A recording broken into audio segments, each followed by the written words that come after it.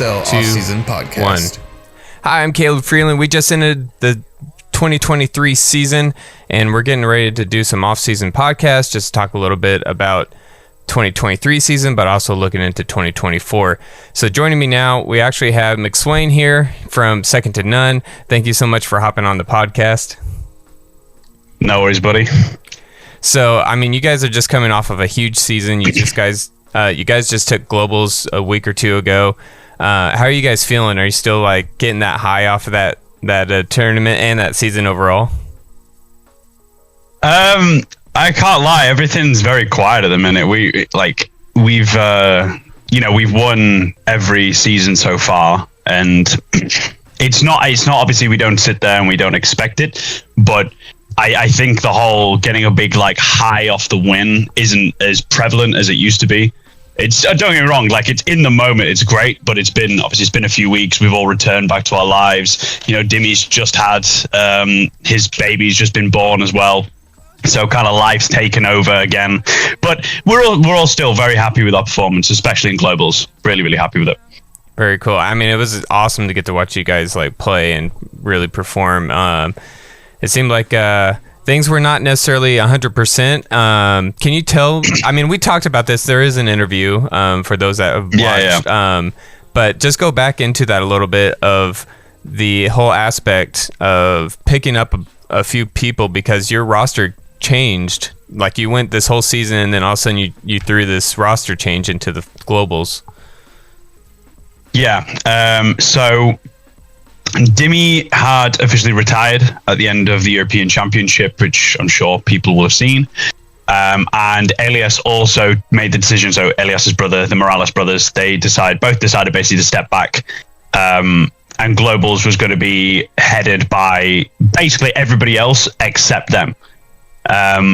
And what we ended up doing is we brought over a few friends of ours from the Reapers. So we had TJ, or Soons, and Dante. And they were a big help, and it was great to see them there. But I also, we all had came together as a group, and we said, who'd really be cool to bring across would be Kyle from my old team Legion. Because he's like an unknown dude, but everyone knows who he is kind of guy. Like if you see him play on the field, you know who he is, but he's not big on like social interaction or anything like that. He just comes, plays, and leaves, and he's that kind of guy. Hey, he just loves the game, man. He's got to get the grind in. Yeah.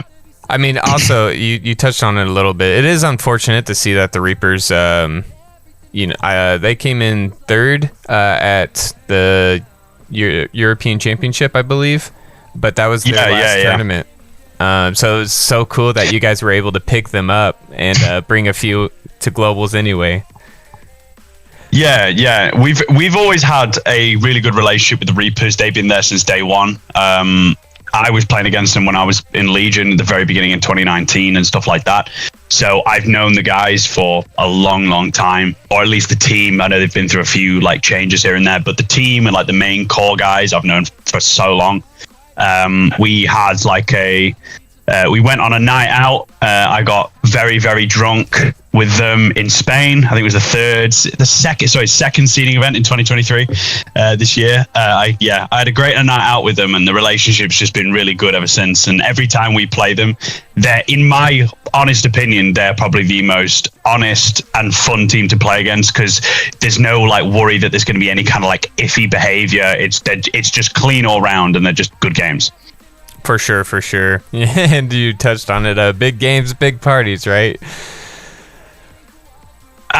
Not kind of. It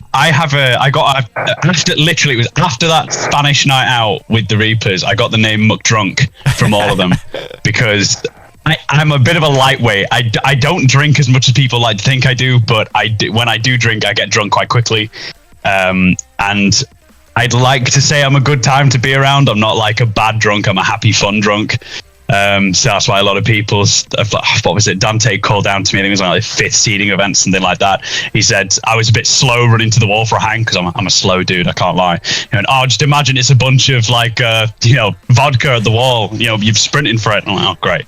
I don't really want to be known as a drunk because I'm not an alcoholic. But unfortunately, I've been hit with an affliction that gets me drunk quicker than most. Well, this was your opportunity, I guess, your platform to clear your name. But no more drunk jokes, okay? I get it. I drink sometimes. At least I'm not a bad drunk. Everyone should be happy with the fact that I'm just a good time. Absolutely. Well, to reel it back in a little bit, at least with the mention of the Reapers and the Legion players, was that a one-time deal, or are you guys looking to add these guys to your roster for the 2024 season? We don't know yet. I'm not going to put anything down on paper because it still needs to be discussed. I will say there was talks about bringing them over, maybe Kyle and some other familiar faces, because Second to None and Legion were the two most dominant teams in 2019-2020. Like, Legion only made it for one event in 2020, and that was due to COVID kind of hitting everyone, and we couldn't make the Welcome Back tournament. But it was always kind of like, oh, we're going to see Second to None and Legion in the finals. That was normally the case. So we've always had like a long-standing rivalry, in a nice competitive way, not like malicious or like angry at each other. Don't get me wrong. There was definitely some points we were very like bashing heads, but in a way that's helped the relationships later down the line develop into being a lot more meaningful. Like, we've all got great respect for each other, kind of thing. So it's possible, but I can't confirm anything. Yeah, literally anything. Okay, yeah. Well, no, I appreciate you being, transparent about that. Something too, I just kind of wanted to talk about a little bit is we're kind of transitioning a little bit, but you guys are obviously playing on the top level of what airsoft has to offer at this point in its career. And those next generations are growing up watching you guys play now. So if they're there listening to this right now, what does it take to get to this point? Just like as a professional player, you top of the line, making sure you're the big athletes, walk us through like what it takes to be second to none. Okay. Honestly, it's purely dedication at the end of the day. Like, you might not be the most talented dude. Like, take me, for example, before I even stepped into the competitive airsoft scene, Legion, we were just kind of like messing about in the UK with playing little like 5v5 events kind of thing on sub airfields. And eventually it turned into actually training and developing us as players. And there was so many times I remember going home and hating it because the training was brutal. You've got to really just hammer yourself down. And any sort of like ego as well, you've got to get rid of it. I think that's probably one of the biggest. Obviously, there's always going to be egos. It's a competitive sport. We're always going to be like, jeering at your other teams and stuff like that, especially ones you don't get on with. But you've got to, at the end of the day, you have to ditch the ego. You can't sit there and think, oh yeah, I'm the best, because someone could take that away from you the very next event. If you go in the mindset that I'm working for this every single time, and if you're working for it and you're making it every time, then not only does it come across, you're not coming across as some kind of knob on the field as just some egomaniac and winning all the time, going, yeah, because we celebrate, sure, but at the end of every match, we're always shaking the hands with the other players, and we're always saying good game, because you've got to show, respect. But dedication, number one, 100% dedication. Dedicate yourself to training. Don't give up, even as like, no matter how hard it might seem to you and how painful, like, I'm aching all over, I can't do this. Keep doing it, because it will pay off in the end. Promise you. I mean, that's great advice. And I feel like that also stays true to if somebody's putting this mindset towards something outside of airsoft as well. Yeah, exactly. Yeah. I feel like this is in the same realm of topic, so I figure I'll ask, but it may be touching a similar answer. How do you? What's the difference on the mindset in this same situation when you're training or performing, competing, being in that first spot versus trying to be into that first spot? So like, you're on the summit or you're trying to get to the summit. What's the different mindsets between the two situations? I think because obviously I've been in both situations, so I feel like I'm almost qualified. I'm very qualified to give my opinion on this. When you're at the top, you do have a feeling of, we've proven we're the best. You can't. It's almost like you don't want to lose, because then you're kicking yourself off the top. Like, oh, if the moment you lose once, it's like, oh, you're no longer the best. And it's a bad mindset to have. It really is, because everyone, even on their best days, they can lose. It happens. Some teams can just be better than you on the day. But I know a lot of the guys, the second run, did have kind of like I'll touch on obviously globals. We won our first game, but lost the next two in a row against Saviors and Wolves. And those were two guys we basically dominated throughout the season. When I say dominated, I mean we just beat continuously. It wasn't like we were just absolutely slapping them about the place, because they put up great fights, both of those guys. But you literally are just in the mindset, we're the best. If we lose, you kind of do feel extra down about it, basically. Whilst if you're on the other hand, if you're like going up there, you're like trying to get to that top, your mentality is, it doesn't matter how many times we lose, as long as we end up right on the tippy top kind of thing. It's basically, you've got everything to lose or nothing to lose. It's basically either or. And you've got to learn how to juggle that. Because and I will say this, if your mindset is when you're at the top that you've got everything to lose, that's the worst mindset you can have. Because when you do lose, it will crush you and you will feel awful. And then the next game you go into, your head's in the sand and you're going to perform bad.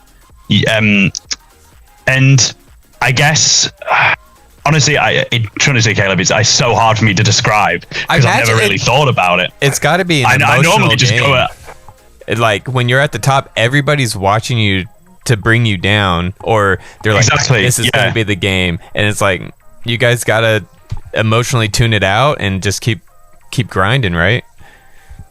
Yeah, no, absolutely. Yeah, because everyone, that's the thing, that like everyone expects you when you're at the top, they want you to lose. It doesn't matter how much they support you and stuff like that. If you've been winning every single event, it doesn't matter who you are, you're going to be like, it'd kind of be good if they lost, one time. That's normal. And you've got to not let that get to you. Yeah, you've got to tune it out, and you've just got to focus on the job at hand.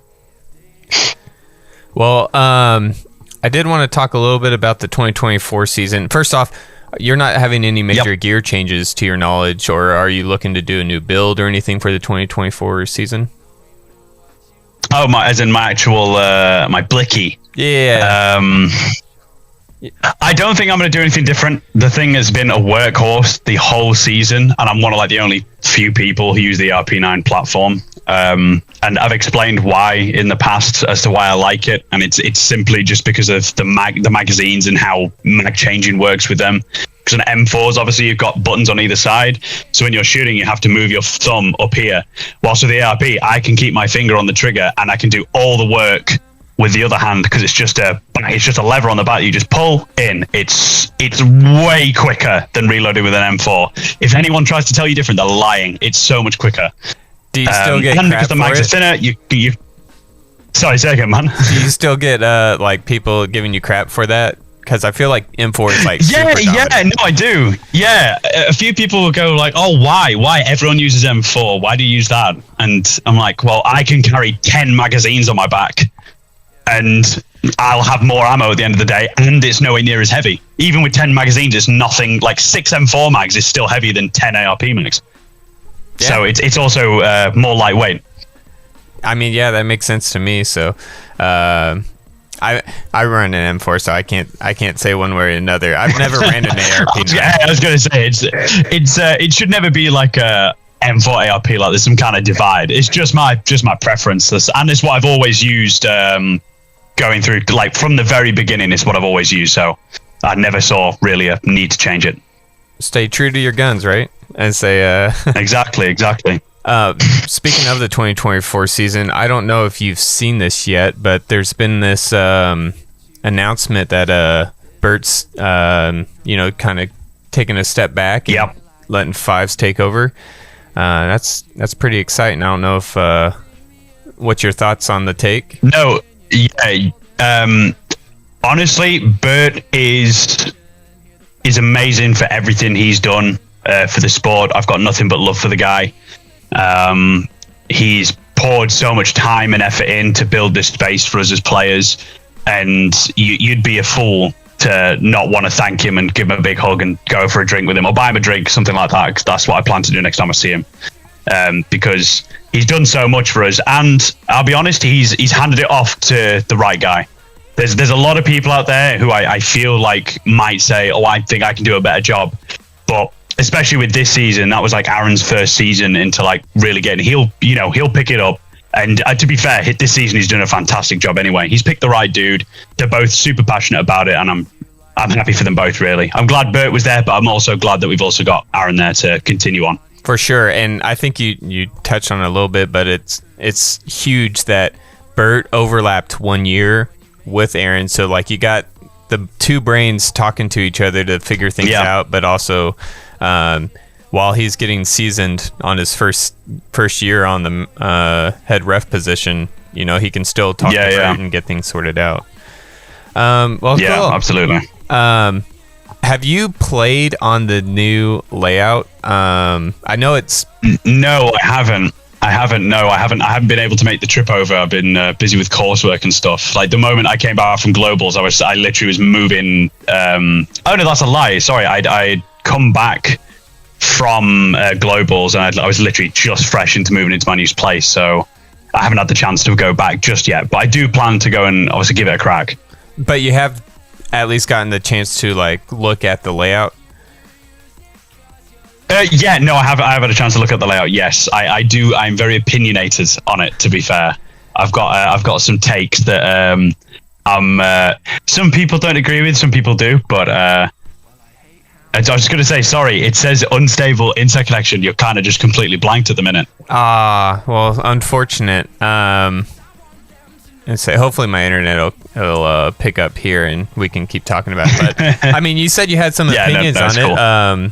And say if you can elaborate on some of those without seeing it. Yeah, no, I can elaborate on those for sure. So I think that the way the fields are currently being catered is, I'm not gonna lie, man, that back centre is horrendous. I'm sorry, it's awful. I'm gonna be a very cutthroat here, and I'm very brutally honest because I don't like sugarcoating it or being fake. I hate the back centre. I think the corner for the snake is terrible as well. That back center should either be a stand-up bunker or it should be maybe chest height. But the fact that it's this, I'm standing forward into that, is not practical as a that's not going to be a bunker that's going to be played. You're going to have someone who's going to go in between the two and sit like a turret. But at the same time, I don't see the point. You might as well move that back piece away and just have, if it was just the forward bit, I can work with that. It's the fact there's not a back bit. I don't get that. And the snake corner, again, is that. Why not make it flat so at least you can actually proper get yourself in cover and be a snake support? Or have one of the stand-up, take one of the Doritos and just move that as the snake support bunker. I talked about it with Kyle from Legion and some of the other Legion lads about this, because when they had a similar reaction to me of just kind of like, ew, I'm not going to not to be grim about it, but they don't like the back center, they don't like the snake corner, and I agree. And Kyle made a point about the snake with all these gaps. There is no way in hell you're going to shoot a gap. Some people are going to run straight past that, probably get hit and not feel it, and it's just going to carry on, and there'll be issues. So Kyle made the suggestion that push all those snake things together, so it is still a ladder snake, but there's just no gap. You have to go over the top to shoot. I see what you're saying. The middle, to be fair, I quite like the middle. The middle's okay. I've said this, I've been very vocal about it in the past, because I never liked the X in the middle. I thought it just kind of cut the field up. So I like there's a bit more openness in the middle. The castle bunker's perfectly fine where it is. The two X's that are put together, I prefer it if there was I'm not gonna lie, I think one of the X's should go. And so, like, say the X that's closest to the dead center, get rid of that one and then leave that X where it is. So there's more openness in the middle, because if you've got the flag, you're in straight in your mind is, oh, I'm going to the Dorito side of the field straight away. Like, going to Snake is going to be more of a hassle, like having to weave through all these bunkers to try and get a hang. If you're in the Doritos, it's a lot easier just to do a beeline for the wall to get points. It's going to be trickier navigating through the Snake. Unless, obviously, you go straight up the Snake, but then that leaves you, because both teams can do that. It leaves you at the risk of being, snatched and stuff like that. I can say all this, but I haven't played it. So I can't sit there and say, oh, this is, what I'm saying is absolute fact. It is just from my visual assessment from what I can see so far. Yeah, I see what you're saying. And I like the Dorito side of the field. And the U's are favoring, like, the opponent coming onto your half. Yeah. So it's very interesting. I think that it might take a little while for teams, especially in the U.S. I feel like it'll take them a good while to figure out the best way to play this. Yeah. Yeah, I know. I'm very interested in seeing how this playout's going to affect people, because it seems like the Plexi side is really going to be a strong side, just because it's all the tall bunkers, and that's where all the speed is going to happen on the field, because when you're crawling around. Yeah. But I think they're trying to amend maybe some issues of last season, because I feel like people weren't really playing the Snake because, well, once I'm in there, I'm stuck in there kind of thing, because there's no easy way out. And now you have the exact opposite of where it's all very true. Out. Yeah. I will give him that for sure. Yeah, the snake this season was you're thrown in there, you're kind of stuck in there. There was no opportunity for you to. I always, like, when we were trying to make game plans and stuff, I know it was hard to do, almost impossible, but I'd always say to, like, I remember saying to Dante and Bente, like, if you can, get in there, Snake, because there's, you'll take them by complete surprise, but actually just making that move was near enough impossible. But at least on this field, it's extremely possible, like really, really likely that you're going to see people doing that. I think it's more or less the middle play that I'm most, like, concerned about, because I feel like you've got to have enough back support for there to be a bit of middle play. Because if it's just going to be, because as far as I can tell, you're going to have someone going to the bunker that your mouse is currently on, which is the one I always play. And then you've got the large bunker that's close to the Snake. So those two will immediately be played every single point. I reckon you'll have someone running straight for that 40-yard bunker. That one, the Dorito in the bang in the middle. And then probably someone going either Snake and then one into the Dorito side. And it's going to be, I just feel like you're going to see, like, too similar of a breakout.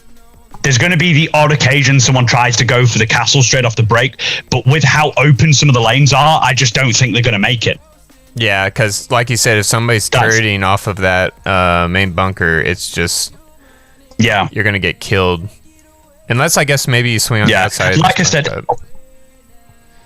was going to say, like I said, I've not played it, so I can't sit there and say my word is gospel and you should listen to me.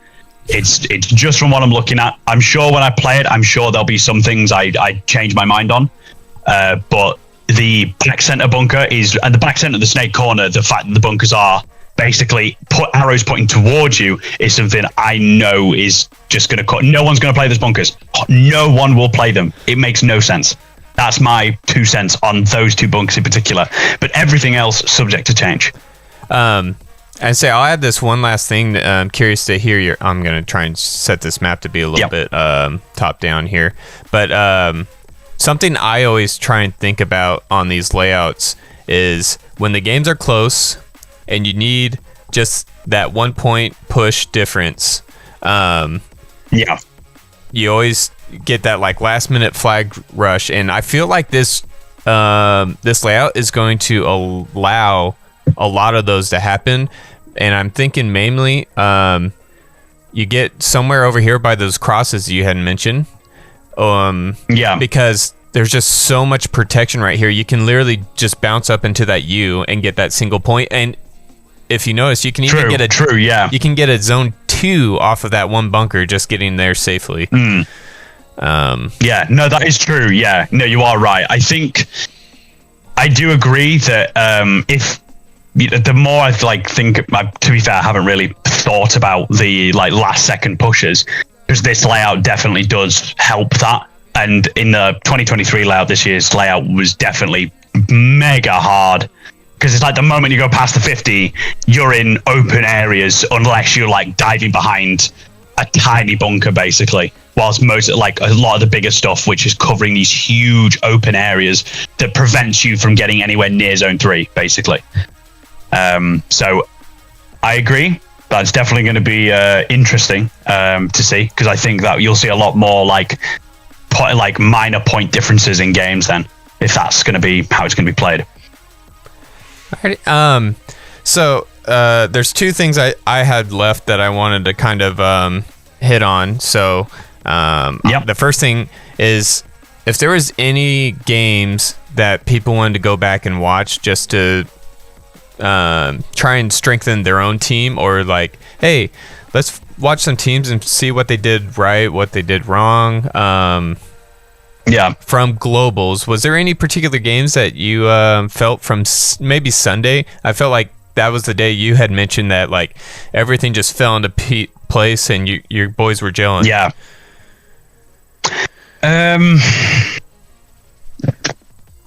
God, I'm trying to think off the top of my head. On Sunday, I think I think our semi-final game against Wolves was a good game, really good game, because there was a bit of back and forth, and it was close to the wire, but in the end, obviously, we did come through. I think that one, and probably the game against Saviors for the actual final as well, were two games where, there was definitely backward and forward, but I'd say especially in the Saviors game, even on the times we were on the back foot, we knew we were still in control of that match. No one's head got lost and was oh, we're going to lose. No, it was always right, next point, forget it. Yeah, whatever they've hung. Yeah, whatever they've snatched, and someone's going to us and don't care, whatever, blah, blah. And, we won. We did. That was a game we didn't lose our heads in, and we were all very, very focused. And yeah, proof's in the pudding, man. We won. Yeah, solid stuff. That was a heck of a weekend. I feel like a lot of really good battles transpired. So, 100%. Those were the two matches for people watching. If they can't see, it's Heat 17 match 34. You guys won over Wolves 15-13, and then the finals was at Heat 19 match 36, and you guys took the victory 26-17. Also, my last thing that I really had to mention was I had pulled up your YouTube and Instagram. All right. I gotta ask, on your story, are you a paintball player or an airsofter? So it's paintball, man. I'm dressed up. I'm in my JT paintball jersey. I was okay, right? We're it's an expose now. So my accommodation, okay, because it's Halloween, they put a Halloween thing on where you could just go downstairs and basically just get as many drinks as you wanted. They were serving all kinds, weird concoctions that definitely tasted extremely strong. And basically me and my flatmates just went down and we stole a bunch of cans, cider, lager, beer, and then we must have drank maybe 4 or 5 cups of this horrible tasting punch each. And yeah, I was leathered last night. I've only just kind of overcome my hangover. It was horrendous. Well, you mentioned, since you're dressed up as your YouTube, you actually have quite a bit of paintball on there. Is that more prominent in the area that you're playing paintball a lot, or what? No, so on my channel, I think the things you're referring to is obviously seeing a lot of the sub-air bunkers and stuff. It's because there's not really a dedicated arena space in the UK. There is somewhere called Level 2, but me personally, from what I've seen, it's just too small. It's too small and cramped. It does not give you the same And me personally, I've always been in favor of sub-air bunkers because of how easy it is to change the layout. I've always I feel that if you're playing, a little controversial saying this, if you're playing the same NSL layout all throughout the year, when you buy time to the 16 event, you're like, great, the same thing. Let's do the same thing we've been doing every single event. Whilst if it's a fresh layout or some things, even just a minor change, just to spice it up a little, will at least you go, right, now we have to do something different. We can't just do the same thing, which is why I like using sub-air bunkers, because you can change it up all the time and it's fun. And in the UK, if you want to play on a full-size NSL layout or a full-size layout, the only way to do it at the minute is with sub-air bunkers outside. Good to know. So maybe some adjustments future down the line. Maybe not necessarily to layout. I mean, that's not for us to decide, right? But of course. I think it's interesting. I mean, you do bring it up, and it's I assume a lot of players feel that way, and other players are like, no, I want one whole year to just hone in the perfect game. Of course, yeah, no, absolutely. No, I think, again, a bit of a hot take, but I know I'm not wrong in saying this. I know I'm absolutely right. The teams that struggle to adapt to a different layout every time are not a very good team. Sorry to break it to you guys, but a team that can adapt to a different layout every single time you go across, that is a great team. That is a great team who because even doesn't matter how different it is, you're still winning. Then as a team, you're solid. So that's my opinion anyway. Well, thank you so much for just chatting with me. I think we just hit a 30-minute mark, but is there anything else, you want to throw out before we sign off here? God, easiest season ever, I guess. Looking to stay on top for 2024. No. All kidding aside, this season has been absolutely fantastic. I want to give big props to obviously Bird, Aaron for everything they've done this season. Because it's genuinely been one of the most enjoyable seasons of airsoft I've had, and it was really great to be able to get Kyle and the Reapers guys over, especially for globals, and I'm really excited to see what 2024 has to offer. All right, well, thank you so much. I say I don't have a name for this podcast, but we're gonna. I'm sure you'll figure it out. Yeah. So we'll see you guys in the next one.